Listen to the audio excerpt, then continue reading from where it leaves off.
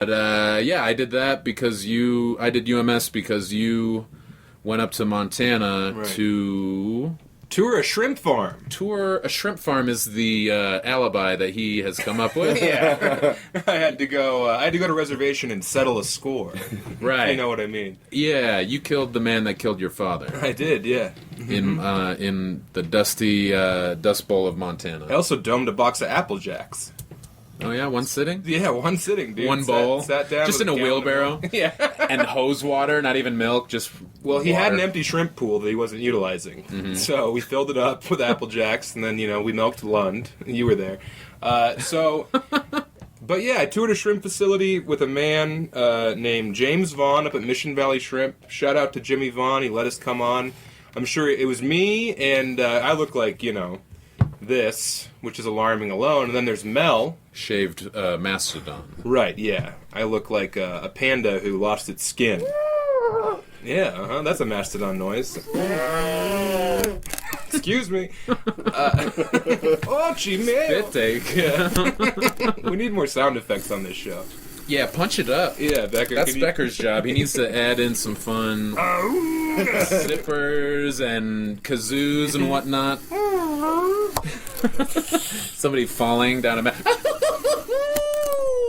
What is that, a man floating through time and space? Well, falling off a cliff like a cartoon. I saw a guy just spinning like an old-timey 50s movie, It's like, and then you see like the neon sign that says like triple X. And then Oh, underneath yeah, it's, like, yeah. adults only. Falling into the bottom of a bottle. Yeah.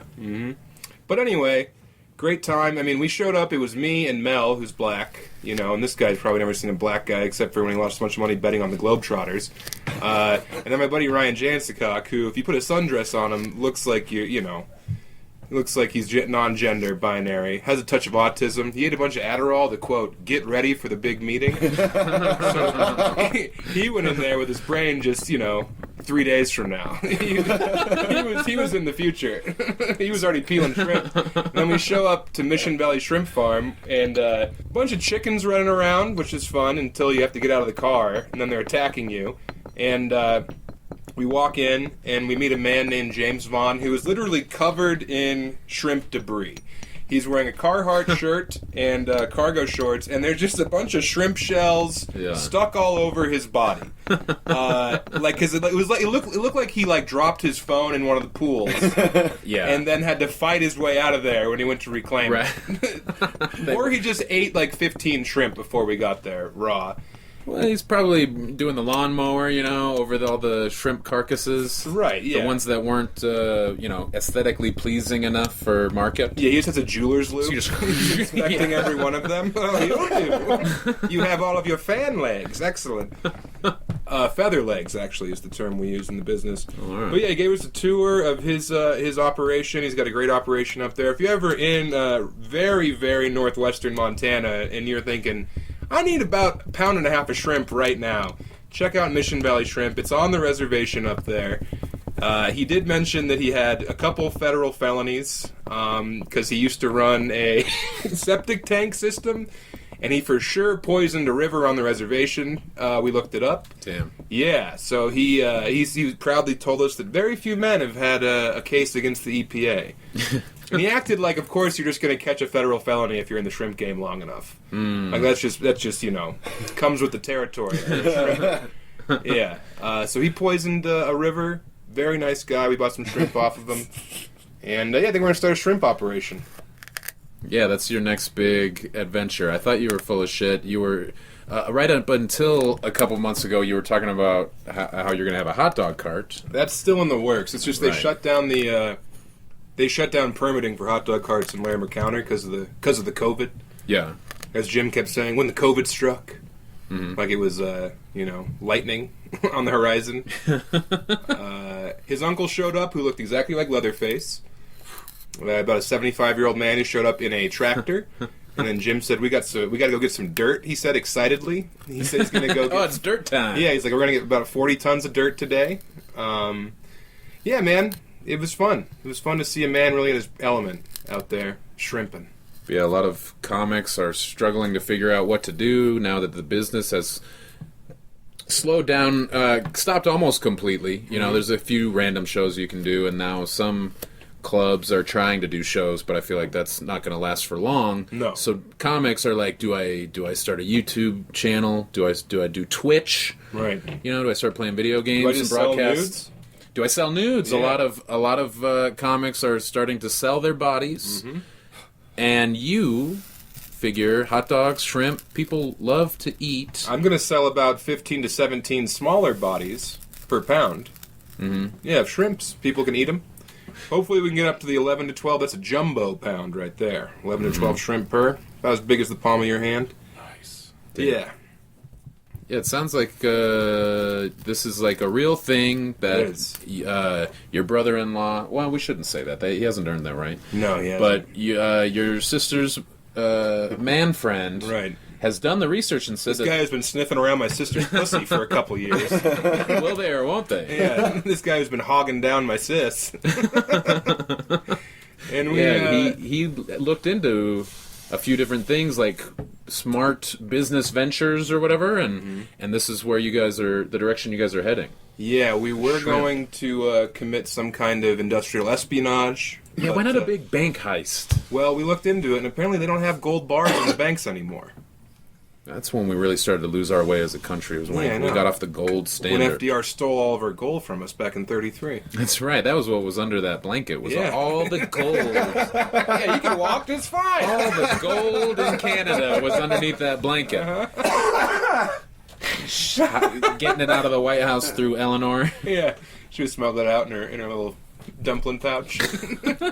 She was bricked up. That's why she didn't have sex with men. There was too much gold in their pussy. Yeah, it would have given away the ghost. Yeah, she was just rattling around like an arcade machine. Did she pay out? Yeah. Jackpot. New high score for a socialist president. I like FDR. I'll say it. Say, what was your joke about FDR? That is, the blanket smelled of rotten peaches and socialism. What was it? It was Old Smelly Leg Blanket FDR. The big punchline that I was just trying to add a couple more tags to because it wasn't a big enough payoff was the distractor line. Yeah, exactly. Yeah, I was priming the pumps. Hey, look over here. They didn't see that I was putting diesel in a regular engine. It was, what's the difference between FDR and abortion?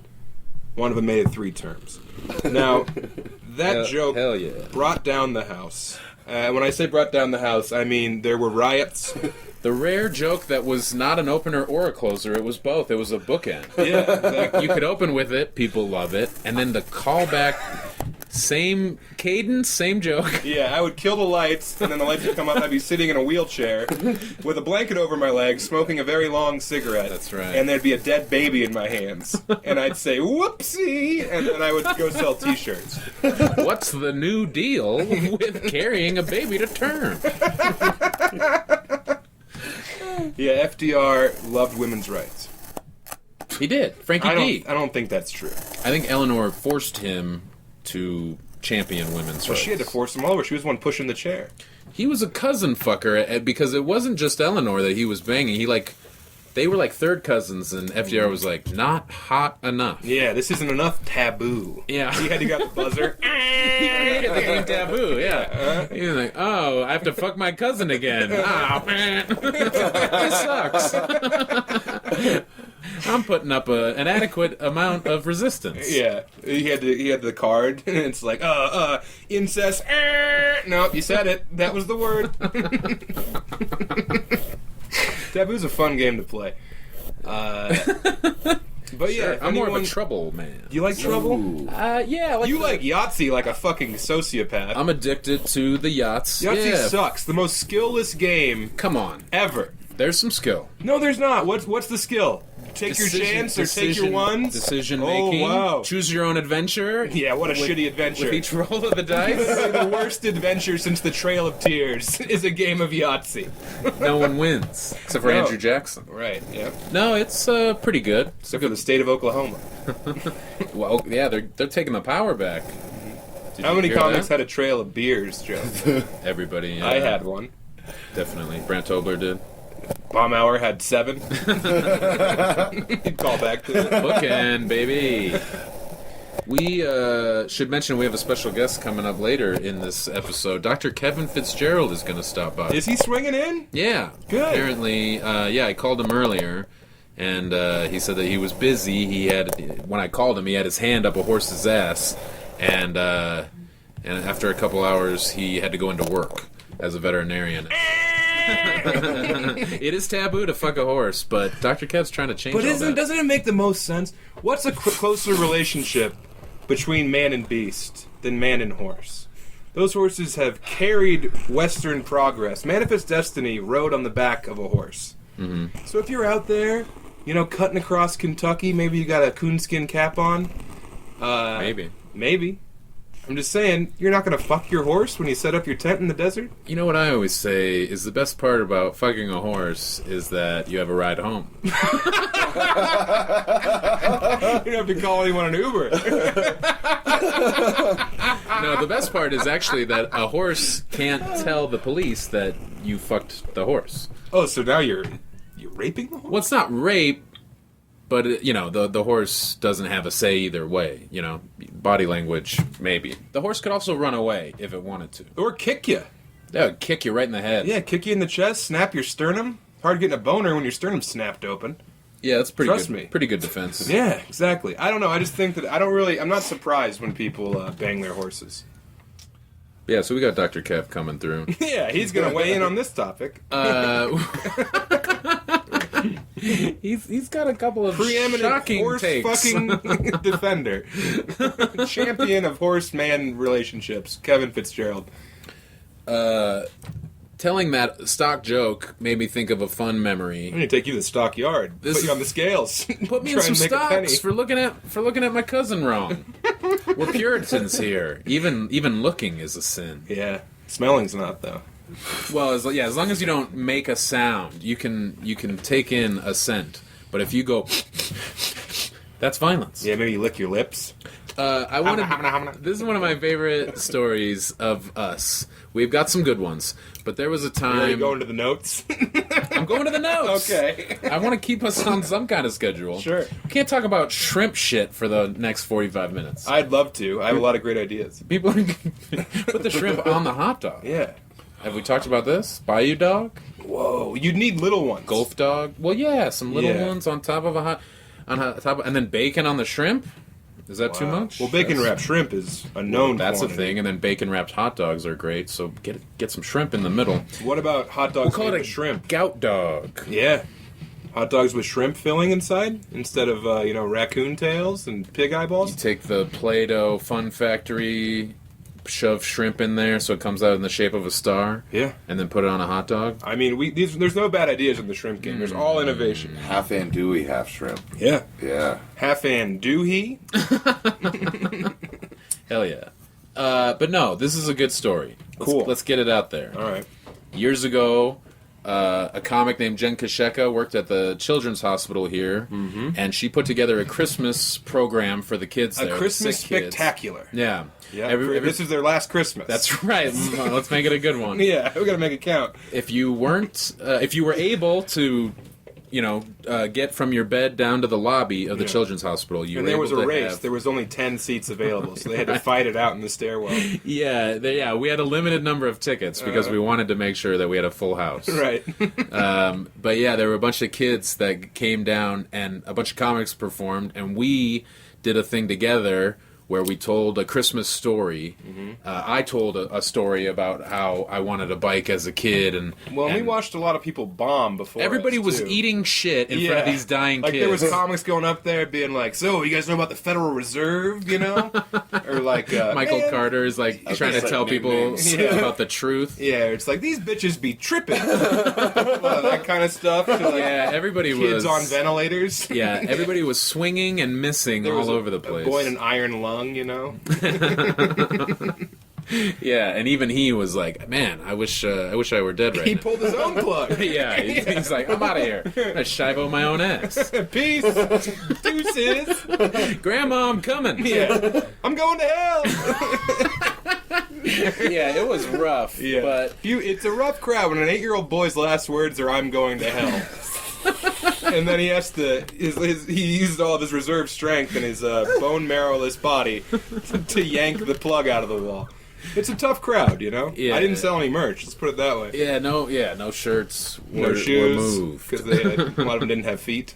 Juvenile diabetes. But yeah, we had a pretty good plan, which was I was the straight man. Well, and who went up I told before the story. us? Remember? Chris Meeks, Who I think is a sex offender. physical comedy master. Right. He wore a contraption where he was like a gorilla suit, right? And then he would open a cage on his torso, and his face would be in there. It was a Halloween costume Sure. that is a forced perspective illusion or whatever, where he's in a suit, but it looks like there's a gorilla holding a cage with him inside of the cage. Yeah. So a lot of these kids real were brain victims- teaser. Yeah, they were victims of gorilla attacks. So Yeah, it not didn't appropriate. go over very well. No. A lot of them had that disease from Outbreak. AIDS. Was it monkey fever? I think. Yeah. Whatever it was. Apitis. So that dude. I think he might have been wrongfully accused. I don't remember. Let's not get into that. He did some hard time for sure. He was not the monkey. No, but he was a wasn't man the in a cage. Yeah. Some foreshadowing in the Children's Hospital lobby. Yeah, Truth from the mouths of babes. he had left banana peels everywhere. Yeah. So yeah, we were like, hey, let's fall on those banana peels. So Easy yeah, money. We started off just falling, physical comedy for kids, of course. Whoopsie Perfect. daisying, as we call it. I had a giant hammer and I smacked Sam in the head, and then there were stars and birds flying around, and there was a lot of cheap pops. Right, is what we call I them. kept going, Achihuahua! A dog bit me on the dick. Yeah. Trained dog. That was pretty good. But yeah, so we got him, and then we got those little we sick had kids. the classic 2-man story where I'm telling a sincere memory from Christmas. Where I wanted a bike very badly, and I didn't think I was going to get one, and then I did, just because I don't know, mowed lawns or whatever the fuck. Yeah. I mowed lawns in winter. Yeah, it was very ableist. It was definitely a lie. You and were bragging about the kids body saw right working through it. enough to ride a bike and work. Hey, so I'm a healthy, strapping 10-year-old, and I'm like, Yeah. man, I'd love a bike. A normal one. Anyone ever rode a bike out there? What all you hear is beep, beep.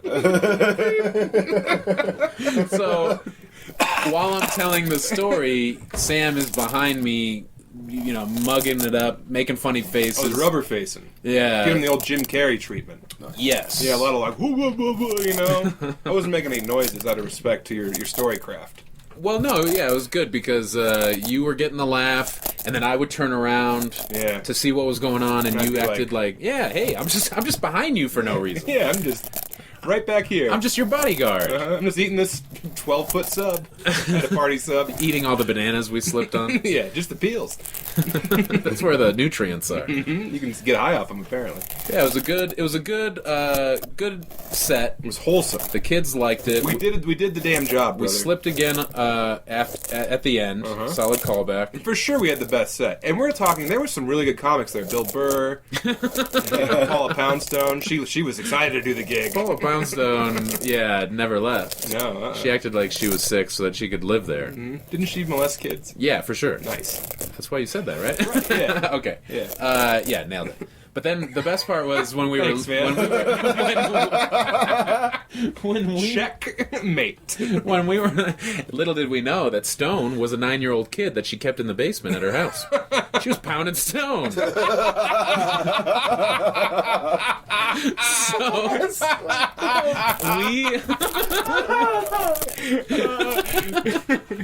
we on the way out, we had parked in the garage and we didn't know that you needed a validated ticket or something. We didn't want to pay the $8. Yeah, to well, go we weren't perform getting for sick we children. weren't getting paid for the gig. Bad gig. I'm not gonna lose money. Yeah. I'm already gas money to East Colfax was enough. Yep. But yeah, so we didn't know. We told the attendant hey man, we were in there entertaining those the kids, but we didn't know we had to hold on to our ticket or whatever. And he was like, oh yeah, you guys are comics? Let's hear a joke. And Sam, after leaving a children's hospital, goes with this one. Oh, all right, you hear this one? An old man and a young... Why don't you tell it? You love it. Well, it's a classic joke. It's the perfect joke for when you're leaving a children's hospital parking garage. Let's hear it. So you're trying to impress a parking garage attendant. And these guys love to laugh. Gotta give them something good and relatable. Gotta give them something to talk about. Gotta give them something to figure out. So I hit him with the classic: an old man and a little boy are walking into the woods alone at night. The little boy looks up at the old man and says, "I don't want to go in the woods, mister. It's scary." And the old man looks at the little boy and says, "You're scared. I gotta walk back alone." Pause for laughter. We look at the attendant and he just goes, "All right, get out of here." Like, can you imagine a worse joke to tell this guy? I mean, I guess it's not like he's in there like helping save sick kids, but he knows what's going on in that children's hospital. He's collecting money from sad people. Right. Oh yeah. He knows watching. he knows it's not a barrel of laughs in there. He's watching parents leave the parking garage, clutching like an old binky, a blanket. Right. Well, a lot of them drive in with a kid, Yeah. and then they leave alone. Drive out, yeah, with nothing. Right, yeah. Just memories that'll memories. haunt them forever. Just memories that are cut short. Psychic scars. And yeah, just the perfect. Like I'm sure that was you just thought of it. We needed a joke. That's my go-to joke. It's your go-to. Yeah, it's a good great one. joke. It's funny. It's dark. Yeah, it's one of the best jokes. Yeah, it's pretty great joke. Yeah. But man, just the perfect something. Yeah. I'm at a loss for words. No, you couldn't have picked a better one for just the I didn't moment. pick. I didn't go through my Rolodex of hot bits Okay. and then hit him with it. I was like, that's literally whenever anyone tells me to tell them a joke, I tell them that one. Because usually they'll either laugh and I know they're cool, or they'll be like, all right, move it along, Buster. You know, Right. and I hop in the tube and ride down the water slide or whatever. Yeah, because they're either like, this is disgusting, you're a bad person, I don't want to talk to you anymore. Or they're like, all right, let's get a couple shots of Rumble Mints over here. This guy's the king. Now we're partying. And I drink it out of their wife's tits, and it's another night in Tampa.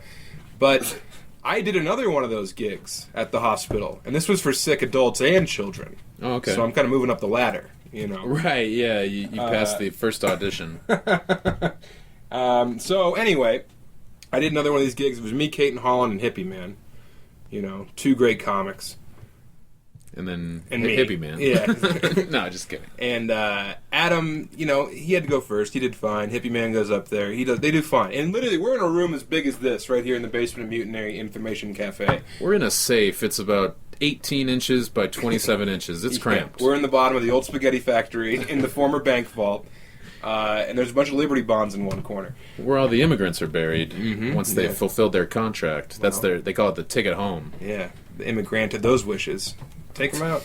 So I get up there and I'm doing okay. I'm doing a lot of crowd work, you know, nice wig. Hey, how fast does that chair go? That kind of stuff, you know. And I'm riffing with this old bag up front. She's goofing. She's having a good time. Just a bag. Oh, literally. With feet. Yeah, she's a bag of skin with what used to be bones and organs, and it's liquefied and coming out of her eyes. But I'm doing something, and I'm like, hey, lady, you want to get out of here, you know? And she says, more than anything else. Man. And I laugh really hard, because that Yeah. is literally, I forgot where I was. You know? I Right. forgot to read the room. It was all Braille with the eye cancer. But, yeah, and the only people laughing are Hippie Man and Adam in the hallway. And then me, I'm laughing in this woman's Yeah, face. just the three of you laughing about how you're going to go home and they are going to stay there until some hard decisions need to be made. Yeah, until the Damn. lawyer gets the paperwork done. Yeah, that's wild. Yeah. Well, yeah, it's hard because, what are you're supposed to give them a sense of normalcy. You don't want to just, constantly be You don't want to aware. remind them that they're sick. Right. So Yeah. you're trying to have a light, positive, fun vibe. Yeah. That always happens when we're asked to do, we're the comedy at the fundraiser for, dog cancer. And it's like, God damn it. Yeah. Like, And it's weird because they can all smell it on each other. Yeah, they're all comforting one another, Yeah. and they're just, there's just an Big Ouroboros. daisy chain of dogs sniffing each other. Yeah, there's a weird expectation of you're gonna turn this around, or it doesn't fit. No. If you're gonna have something be for a serious cause, maybe don't try to have some idiot, go up there and talk about how peanut butter's weird. Yeah. Don't try and bring levity to the heaviest of situations, which are people confronting the idea of death and their own mortality. Yeah, it's a weird. I mean, just all I'm saying is Process. these tribal gigs are bad. I gotta quit working for Entertainment Max because I keep getting, the cancer wards. Nice to be back in the burn unit. Yeah. Can anybody hear out of these ears, or Yeah, I'm here to roast you. is that a chew? Looks like it's too late. That's one of my. I started using that at Comedy Works if I was starting a bomb. Be like, oh, I'm glad you guys all came to a show right from the burn unit. Just said goodbye to your son, and now you're here. Yeah. Just when it's like, what do you want? What do you want from me right now? What do you need from me? Did you guys just bury? Well, that's what I always do. It'd be like, you guys are mourning the death of your son, and Well, then you were right. bingo, bingo, bango. Pretty insane. Yeah. I have a second skin. Is that the term? Snake skin. Snake skin. Yeah, I'm molting. By the Snakeskin way, boots. this James Vaughn guy who's covered in shrimp heads. Jimmy V. Jimmy V, dude. Coach V. Coach V, yeah. Who is, a well poisoner. He's committed war crimes, pretty much. Good guy, real generous. He wanted to crack some Bud Lights, he said, but he had to go pick up dirt with his But it's dirt hollowed day. out uncle. Dirt Sunday. His uncle literally looked like a jack-o'-lantern in mid-November. Like, it was left on a dashboard. He was grotesque, and we had to go back in the shrimp room, so he's like, hey, Unc, I'll be right back. And then the man just sits there with his eyes open, staring into nothing. He doesn't have a phone, he's not reading a newspaper, just staring out, of this lifeless body. Yeah. So anyway, he was like, hey, check this one out. He grabs a shrimp out of the cage, his hand's bleeding. And, because they're barbarous, man. Oh, so he okay. holds up this big shrimp that has it's molted. They molt, and then they eat their own shells for the calcium. That's part of their growth cycle. Shrimp apparently are cannibals. As soon as a shrimp dies, they'll fucking tear it apart in 10 minutes. Like, it doesn't survive. You'll never find a dead shrimp in a shrimp pool. That's a little word to the wise from old Jimmy V. So he holds up this shrimp, and he's like, hey, touch it. This is what a shrimp feels like without the shell. And Mel goes to touch it, and it twitches a little, and we all flinch. Yeah. And you can see Jimmy V be like, oh, this is who I'm dealing with? Bunch of betas. Yeah, uh-huh. Well, that was a different tank. Yeah, they can only have two at a time. Yeah, or because else, they fight and fuck. Yeah, they're real aggressive. It's funny that betas are alphas. Yeah. Man, God is pretty hilarious. Whoa.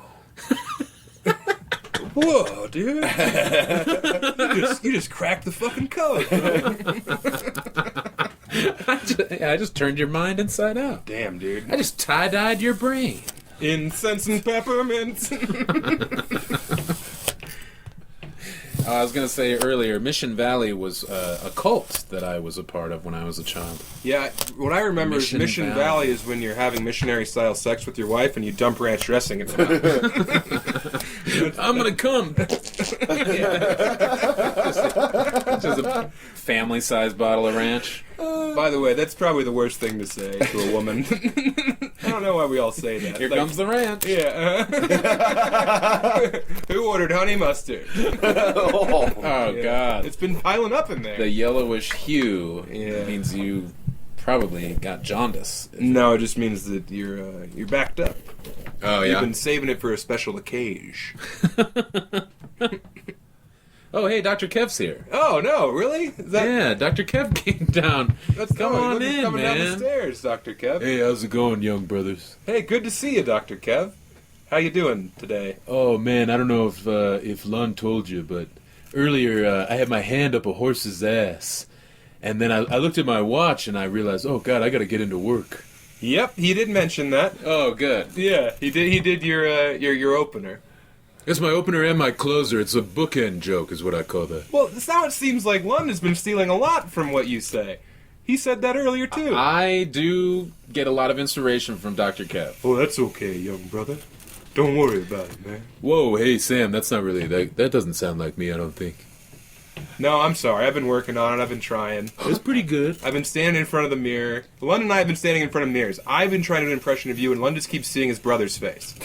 Yeah, it's been... I see my brother, and I see Alex Creasy. Yeah, another deep cut. I got a Creasy vibe going on. Look him up. We all look like thumbs. So, Dr. Kev, what brings you to the show? I just wanted to make sure that everybody knows that even though we have this pandemic going on, we gotta spay and neuter our pets, because if you stop spaying and neutering pets, we're gonna be overrun. The dogs and cats are gonna start calling the shots. We can't have that. Yeah, it would be total anarchy. Society is already dangling from a tenuous string, Unemployment benefits are up. People are losing their jobs, mass evictions. What we can't handle right now is dogs and cats rising up. If we add an exponential number of dogs and cats on the streets, I mean, it would be just bedlam. But it'd also be free food. Well, that's what I'm saying. The structures of society would tumble because it's a slippery slope. Just like if you start letting gay people get married, then eventually... Okay, Dr. Kev. Eventually people are going to start marrying their dogs. It can go the other way as well. If you start eating dogs, eventually you're going to start eating gay people. No, never. Like shrimp? That seems misinformed. Yeah, it sounds misanthropic, too. We need to be more like shrimp and eat our own, but... Dr. Kev, you're here advocating for the consumption of human meat? Shrimp do a lot of things right, I'll tell you that. They sure do. I feel like we do not need to learn from shrimp. Shrimp need to learn from us. And we're getting off topic. But you do say we need to chop off dog balls and cat pussies in order to survive. That's... Go ahead. Yeah, that's what I say, young brother. Oh, Foghorn Leghorn is here. Dr. Kev's long-time... I say, it's me, Foghorn Leghorn. Cartoon rooster. Yabba dabba doo. There's a lot going on down here, man. You got that right. I like how everybody turns out kind of cartoonish and like poultry with you. Wait, you're going to pull back the veil? You're going to say it was an impression? I thought we were going to really ride this thing. Well, I don't want to blur the lines between reality and fiction. You know, we have Dr. Kev down here, so let's keep it at that. Thank you. Thank you for letting people know that I'm a real person. Man, this is cliffhanger all over again. You need to let me handle the Sylvester Stallone impression. What you talking about? You had such a bad sly, and you insisted on doing it. I don't really know what you're talking about. Mile High Sci-Fi. We did Cliffhanger? No, we did Demolition Man, and I had a pretty good Sylvester Stallone, and you were like, yeah, I do too. No way. Yeah. What are you talking about? You started doing it live. Did I? What did it sound You wouldn't like? stop. It sounded like Ray Romano. You were like, hey, I'm Sylvester Stallone. It's me, Sly Stallone. What's going on? I wrote a screenplay. Man, I know Sylvester Stallone, and that was not Sylvester Stallone. That was pretty piss poor. Well, I say, that was a pretty good impression, actually, there, man. What am I, like a chicken who owns a plantation? What the hell is this? Who wrote this character? I say it. Yeah, it sounds like you're about to. I say it for sure. Foghorn Leghorn, yeah, says it. He's ruling the roost. Yeah, when he kept saying I say, that was a warning. That's what to any African American listeners to leave the room because he was about to blast one. Anyway, Dr. Kev, thank you for the advice that we do need to get back to spaying and neutering pets before it's too late. Yeah, I mean, I just don't want, people hitting more and more animals with their cars, because you don't want to see that, you're on your way to work. You just got to go buy a bunch of roadkill with name tags on it. Yeah, that's a bummer. Yeah, a bunch of white crosses on the side of the road. Yeah, bummer, man. White for the dogs, black for the cats. Why? Huh. Because everybody likes duality. Here we Dogs go. are boys, cats are girls. I want to hear about. I'll say. I like the porno Foghorn Third Leghorn. Because he's just hanging hog the whole time. If he doesn't have pants on, why wouldn't you see a big old dick down there? That's a pretty good point.